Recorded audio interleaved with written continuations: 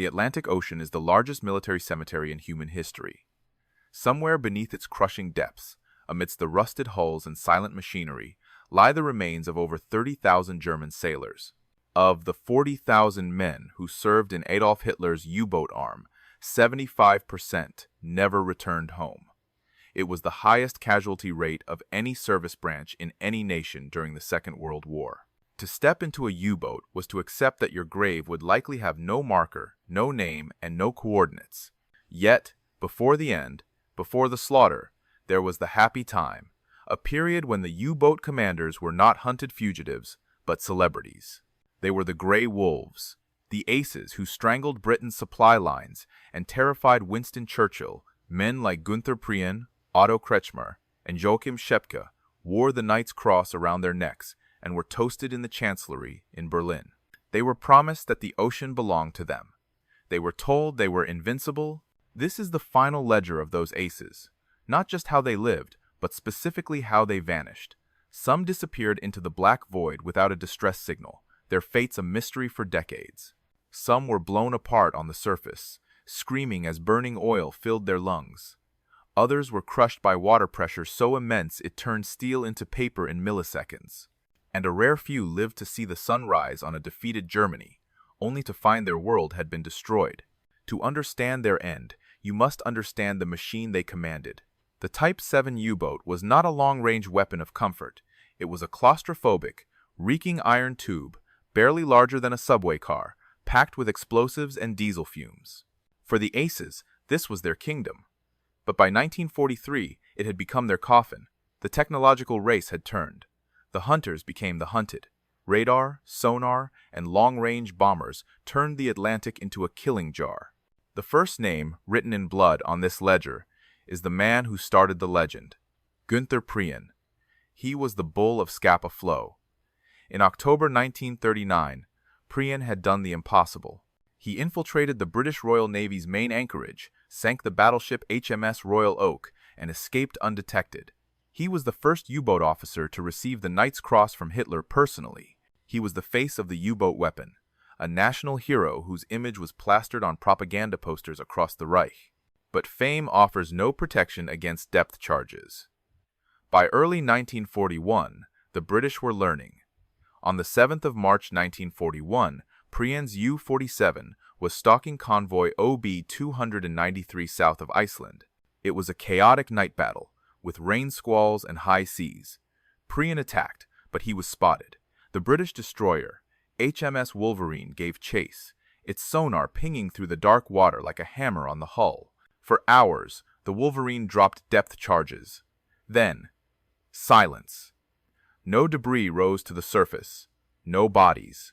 No oil slick. U-47 simply ceased to exist.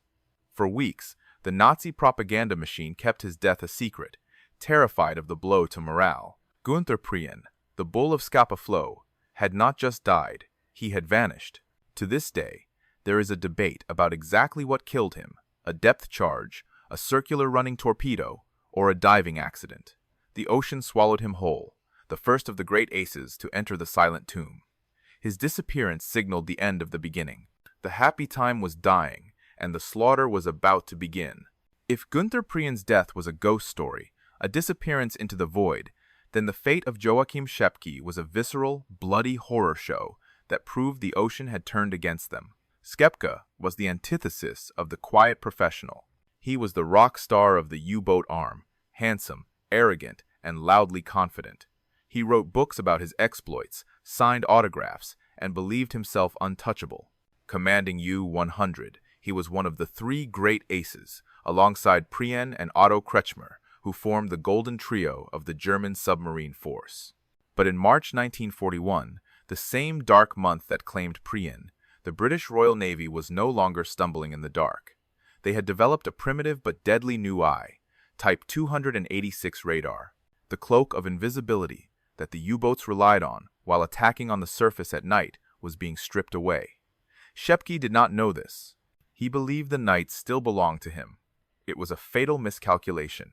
On the night of the 17th of March 1941, just 10 days after Prien vanished, Schepke was attacking convoy HX-112. He was on the surface, confident that the darkness and the mist hid him from the British escorts. But the destroyer HMS Vanoc had picked him up on radar. Out of the gloom, the destroyer came charging at full speed, a knife aimed at the heart of the U-boat. Schepke was on the bridge, shouting orders, trying to turn his boat to escape. It was too late. The bow of the Vanoc smashed into the U-100 with the force of a freight train. The collision was catastrophic. In a gruesome instant, Joachim Schepke was not killed by water or fire, but by steel. The destroyer's bow crushed him against his own periscope standards, severing his legs and pinning him to the wreckage of his conning tower. As the U-100 rolled over and sank, dragging its crew down to the bottom, the last thing seen of the dashing ace was his broken body, fused to the machine he had commanded, disappearing beneath the waves. The night was not done with the Germans. Just a few miles away, watching this disaster unfold, was the third member of the Golden Trio, Otto Kretschmer. Known as Silent Otto, he was the most successful U-boat ace of the entire war, a cold, calculating tactician who sank more tonnage than anyone else. He was the tonnage king. Commanding U-99, he had exhausted his torpedoes and was preparing to head home. But the escorts that had just killed Schepke were now hunting him. The HMS Walker picked up U-99 on sonar. The depth charges that followed were merciless. They cracked the hull, shattered the instruments, and filled the boat with darkness and terror. Unlike Prien, who vanished, and Schepke, who was crushed, Kretschmer chose survival. He blew the ballast tanks and surfaced. U-99 breached the water, a broken wreck. Kretschmer opened the hatch and ordered his men to abandon ship. As the British searchlights pinned them against the black water, Silent Otto sent a final signal to headquarters. 2 destroyers. Depth charges. Etwen. Nulla Tonschsunk. U-99 sinking. He was taken prisoner, spending the next 6 years in a Canadian POW camp. In the span of 10 days, the unimaginable had happened. Prien was dead. Schepke was dead. Kretschmer was captured. The 3 kings of the Atlantic, the men who had seemed immortal, were gone. It was a decapitating strike that sent a shockwave through the entire German Navy. The happy time was not just over, it had been violently murdered. Grand Admiral Karl Dönitz, the mastermind of the U-boat war, tried to hide the magnitude of the disaster. But the whispers spread through the bases in France. The empty berths at Lorient and Street, Nazaire spoke louder than any propaganda. The message was clear. The hunters were now the prey. And a new, far deadlier phase of the war had begun, one where radar, encryption, and air power would turn the Atlantic into a slaughterhouse. The aces were gone. Now, the meat grinder awaited the rest. With the Golden Trio gone, a pall of gloom settled over the U-boat bases in occupied France. The invincibility of the Grey Wolves had been exposed as a myth.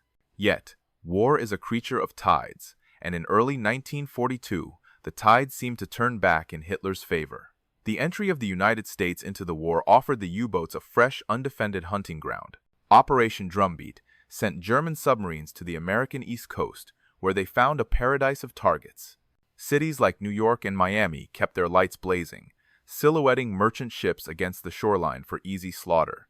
It was the second happy time, a season of easy kills that masked the approaching doom. But even as the tonnage numbers climbed, the old guard continued to vanish, picked off one by an enemy that was growing harder, smarter, and more ruthless. Among them was Engelbert Endrass, a man whose fate was inextricably linked to the legend of Günther Prien. Endrass had been Prien's first watch officer on the U-47 during the daring raid on Scapa Flow. It was Endrass who had painted the famous snorting bull emblem on the conning tower. After taking command of his own boat, U-46 and later U-567, he became an ace in his own right, sinking over 100,000 tons of shipping. He was the heir apparent to the legacy of the Golden Trio. But in December 1941, off the coast of Gibraltar, Endrass ran into a new kind of enemy. He was not facing a panicked merchant convoy, but a hunter-killer group led by Commander Frederick Johnny Walker, the Royal Navy's most lethal anti-submarine tactician. Walker did not just defend ships. He hunted U-boats with obsessive ferocity. When U-567 tried to attack convoy HG-76, Walker's sloop, HMS Stork, counterattacked. The depth charge pattern was precise and devastating. There was no escape maneuver, no clever trick that could fool Walker. U-567 was blasted apart at a depth of nearly 200 meters. The hull imploded instantly. Engelbert Endrass, the man who had stood beside Prien at the height of their glory, followed his former commander into the abyss. There were no survivors. His death marked the severance of the last link to the early days of triumph. If Endrass's death signaled the end of the old guard, the fate of Werner Hartenstein signaled the end of mercy. Hartenstein, commanding U-156, was a throwback to an older era of naval warfare, a man who believed in the rules of engagement. In September 1942, in the South Atlantic, he torpedoed the British troopship Laconia, only to discover it was carrying not just soldiers, but women, children, and 1,800 Italian prisoners of war. Horrified, Hartenstein did something unthinkable in total war. He surfaced. He draped Red Cross flags over his deck, broadcasted his position in plain English to the Allies, and began pulling survivors from the oil-slicked water. He turned his U-boat into a floating hospital, towing lifeboats and offering soup to the freezing victims. It was a moment of profound humanity in a savage conflict. The response was a rain of bombs. An American B-24 Liberator bomber, ignoring the Red Cross flags and the decks crowded with civilians, attacked the U-156. Hartenstein was forced to cut the tow lines, dive, and leave hundreds to drown to save his own crew. The incident led directly to the Laconia order from Admiral Donitz, forbidding U-boats from ever rescuing survivors again. Rescue contradicts the most primitive demands of warfare, the order read. Hartenstein survived the betrayal of his mercy, but not for long. The ocean has a short memory for good deeds. On the 8th of March 1943, east of Barbados, U-156 was caught on the surface by a U.S. Navy Catalina flying boat. This time, there were no Red Cross flags. The depth charges bracketed the submarine, breaking its keel. As U-156 sank, Hartenstein and his crew were torn apart by the explosions. The era of the gentleman commander was dead. The Atlantic had become a zone of total annihilation, and the U-boats were about to enter their darkest month.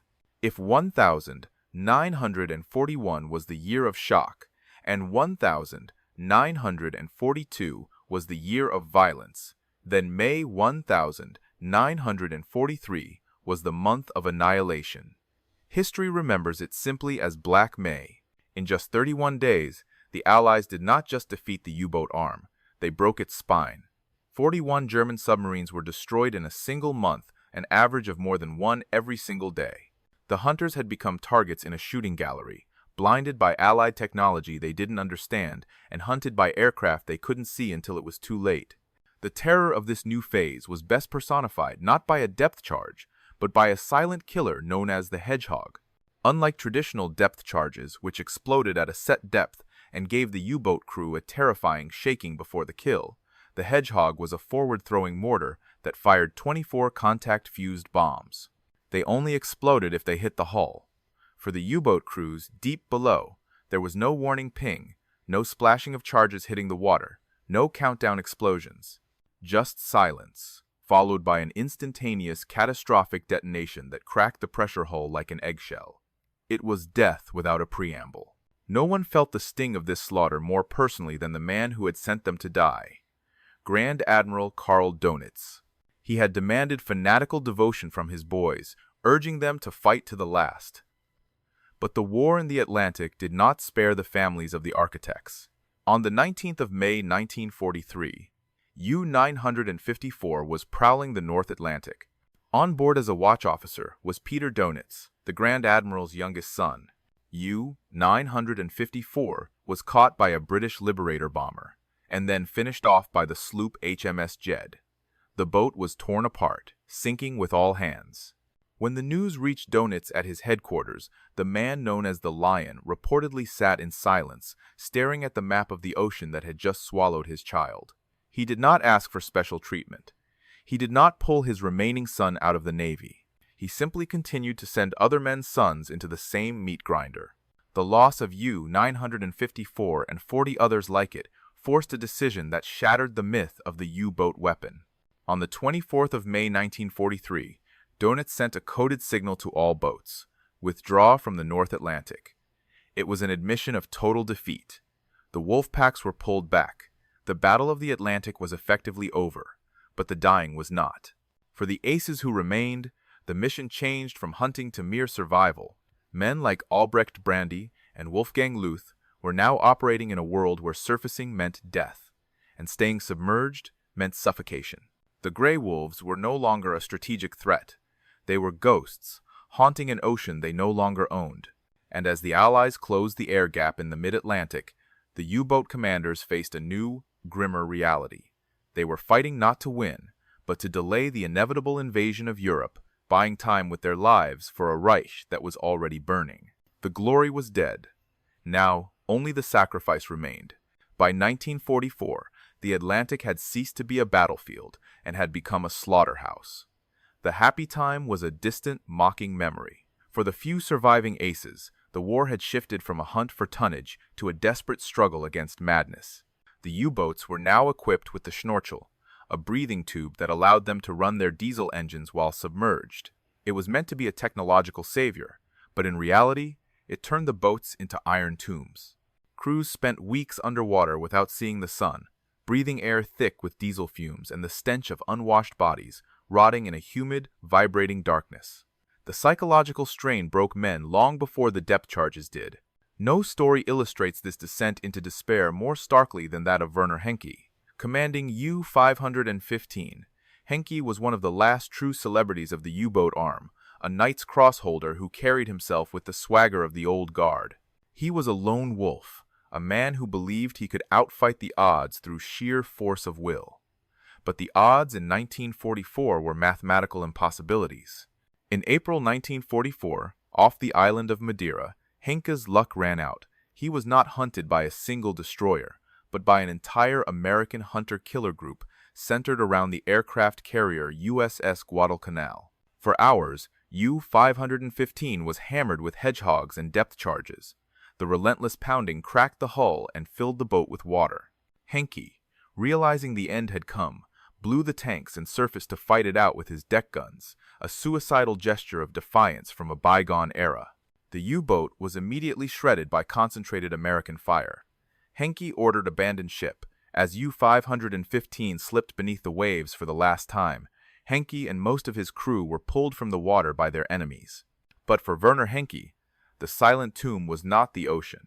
It was his own mind. Transported to a secret interrogation center at Fort Hunt in Virginia, the ace began to unravel. British intelligence had successfully planted a psychological seed, the threat that he would be tried not as a soldier, but as a war criminal for the sinking of the passenger liner Ceramic years earlier.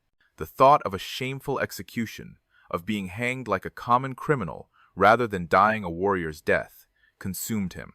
On the 15th of June 1944, in broad daylight, Werner Henke walked calmly toward the barbed wire fence of the prison camp. The guards shouted warnings. He ignored them. He began to climb. It was not an escape attempt. It was a choice. As he reached the top, a burst of machine gun fire tore through him. He fell back into the dust, dead. Henke's death was a grim symbol of what the U-boat arm had become. The ocean hadn't killed him. The hopelessness had. He had escaped the depth charges and the freezing Atlantic, only to be destroyed by the crushing weight of a lost cause. He was the ace who refused to be caged, choosing a violent end on American soil over the slow, suffocating death of captivity or the shame of a show trial. With Henke gone, the spirit of the Grey Wolves was effectively extinguished. What remained were not hunters, but ghosts, drifting in steel coffins toward an inevitable defeat.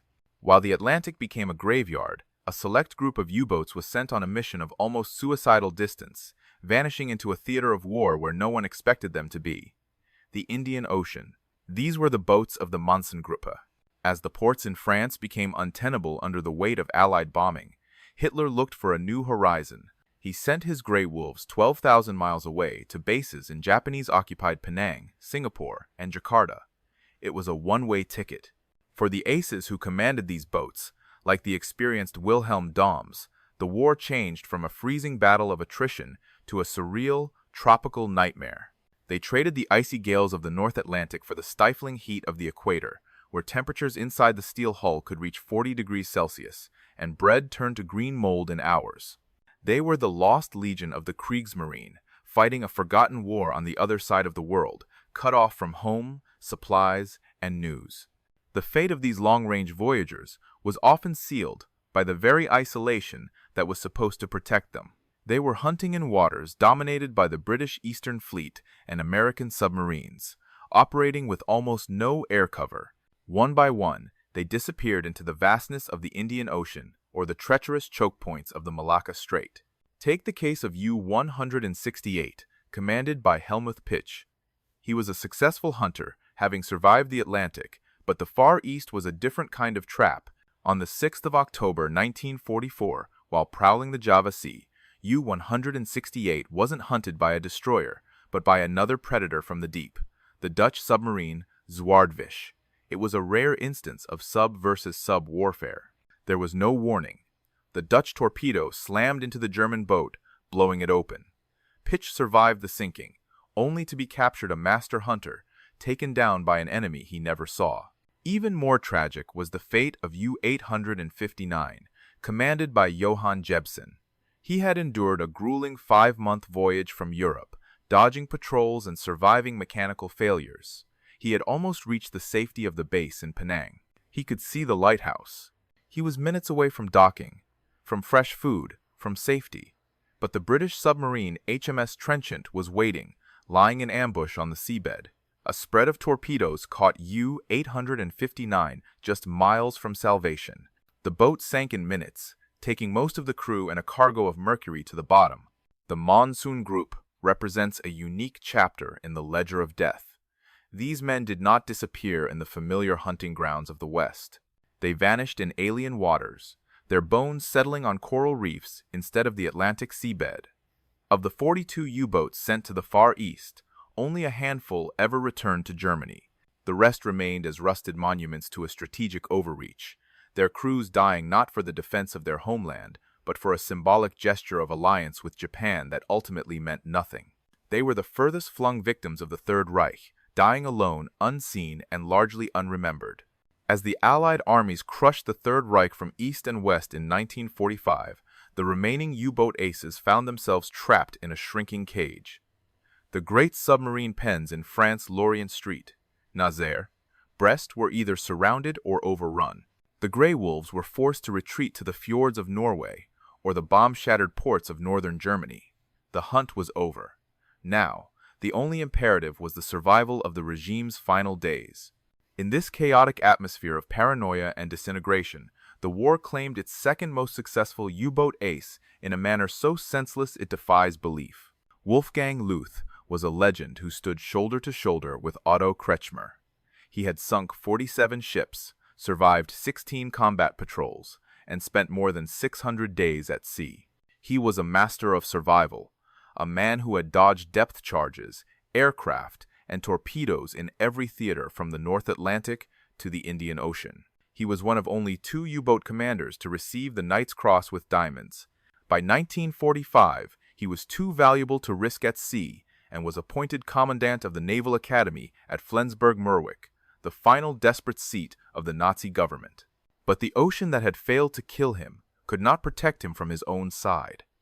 On the night of the 13th of May, 1945, 5 days after Germany's unconditional surrender, Luth was walking through the academy grounds. The war was technically over, but the atmosphere was thick with fear.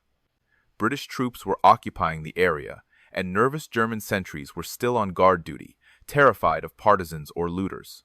Luth approached a checkpoint in the pitch blackness. A young German sentry, barely 18 years old, shouted a challenge. "Halt! Who goes there?" For reasons that went to the grave with him. Perhaps he was lost in thought, perhaps he was drunk, or perhaps he was simply too arrogant to answer a subordinate. Luth continued walking. He muttered something unintelligible. The sentry shouted again. Still, no clear password. Terrified and following his orders to the letter, the boy raised his rifle and fired a single shot into the dark. The bullet struck Wolfgang Luth in the head, killing him instantly. The man who had survived the worst violence the Royal Navy could throw at him was killed by a terrified teenager from his own navy on a quiet path after the peace treaty had already been signed. 2 days later, The Grand Admiral Karl Dönitz accorded Luth the final state funeral of the Third Reich. His coffin, draped in the swastika flag, was lowered into the ground as British tanks watched from the perimeter. It was a grotesque, absurd ending to a legendary career, a death that symbolized the total self-destruction of the system he served. While Luth died by friendly fire, others faced a different kind of erasure. The new wonder weapons, the Type XXI Electroboot, which Hitler had promised would turn the tide, arrived too late. Commanders like Adalbert Schnee sat in these advanced machines, capable of staying submerged indefinitely, but had no orders to fight. Instead, they received the final, bitter signal, Operation Regenbogen, the order to scuttle their own ships. All along the coast, U-boat captains opened the valves and sent their technological marvels to the bottom of the harbors, denying the Allies their prize. The wolves were not defeated in battle. They committed suicide at the pier. The most advanced submarine fleet in the world ended not with a bang, but with the gurgle of rushing water in a cold German harbor.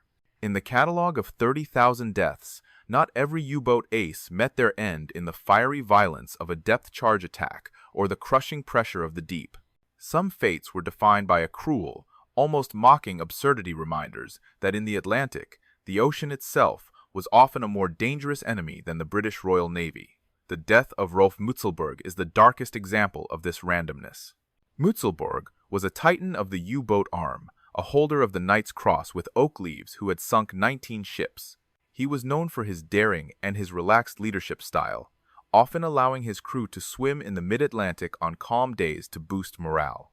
On the 11th of September 1942, southwest of the Azores, Mutzelberg halted U-203 for one such break. The water was warm, the sky was clear, and the war seemed a million miles away. From the top of the conning tower, the commander prepared to dive into the water. It was a ritual he had performed dozens of times. But as he leapt, the U-boat lurched unexpectedly in the swell. Mutzelberg did not hit the water. He struck the steel saddle tank of the submarine with sickening force.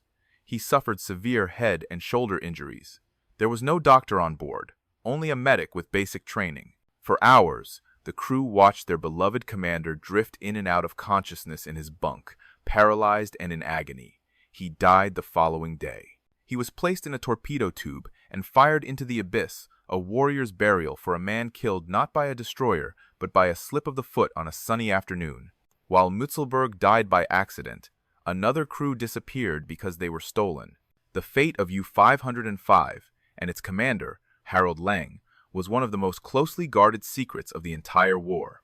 In June 1944, off the coast of Africa, U-505 was hunted by an American task force led by Captain Daniel Gallery.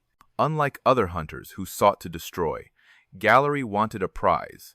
When depth charges forced U-505 to the surface, the Americans did not fire for effect. They fired anti-personnel rounds to clear the decks, then boarded the submarine before it could sink. Harold Lang was pulled from the water, his legs shattered by shrapnel, later requiring amputation. He and his crew were not treated as normal POWs.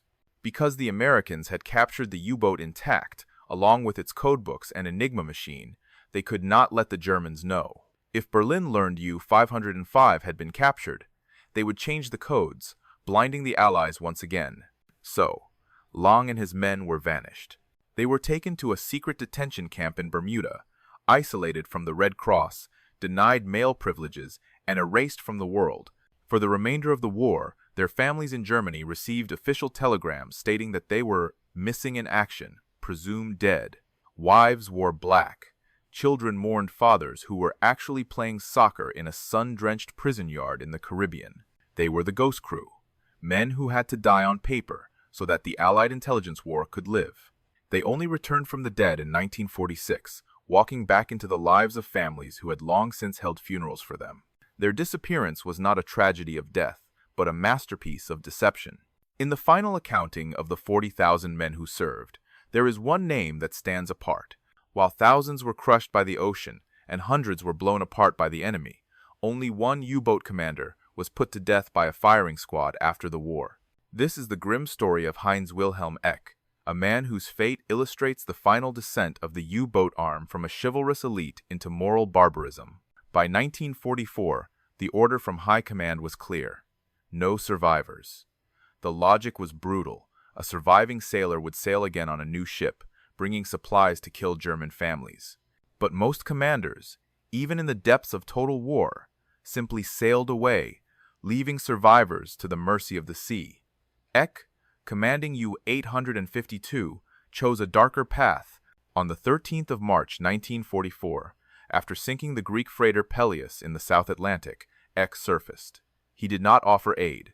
Instead, he ordered his crew to bring up machine guns and grenades. For 5 hours, U-852 circled the wreckage, firing into the debris and the clinging survivors in a cold-blooded attempt to erase all evidence of the sinking. But the ocean rarely keeps secrets forever. 3 men survived the massacre, clinging to a raft for 35 days. When Eck was later captured on the coast of Somalia, he expected to be treated as a prisoner of war. Instead, he found himself in the dock at Hamburg. His defense was operational necessity, he claimed. He was destroying wreckage to prevent Allied aircraft from spotting his boat. The British military tribunal rejected it.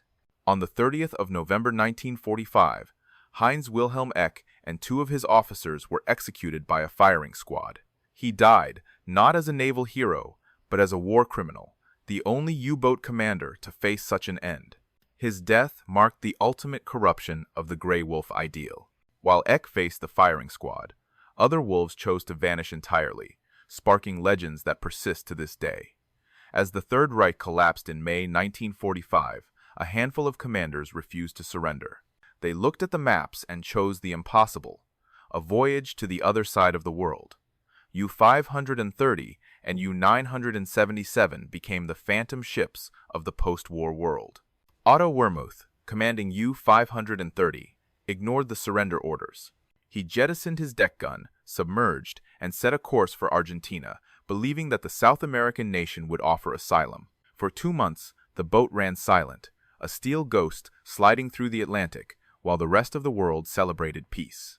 When U-530 finally surfaced at Mar del Plata on the 10th of July 1945, the crew was starving, bearded, and exhausted.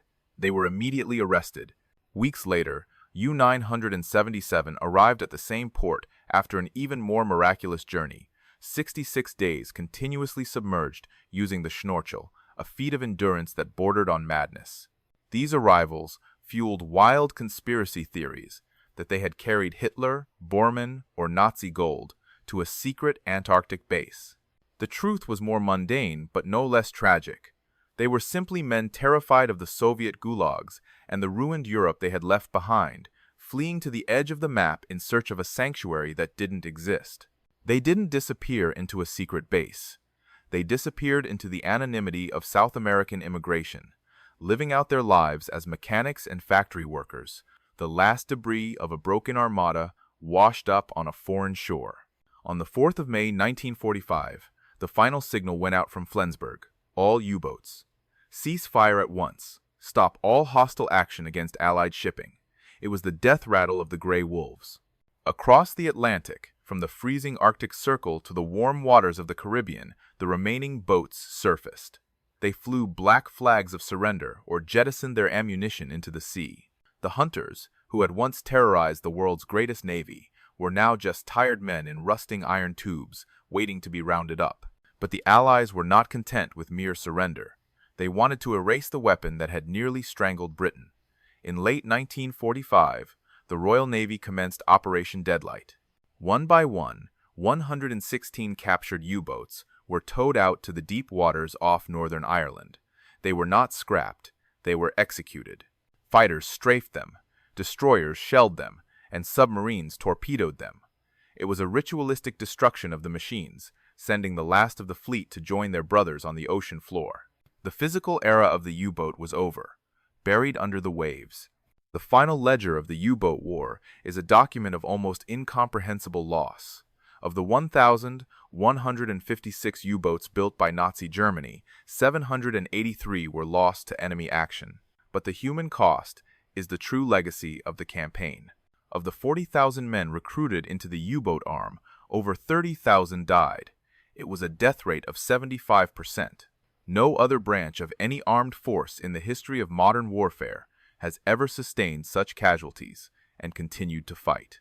They died in ways that defy imagination, crushed by water pressure that turns a human body into pulp in milliseconds, suffocated in the dark as oxygen ran out, incinerated by burning oil on the surface, or simply vanishing into the void without a trace, leaving families with nothing but a missing-in-action telegram.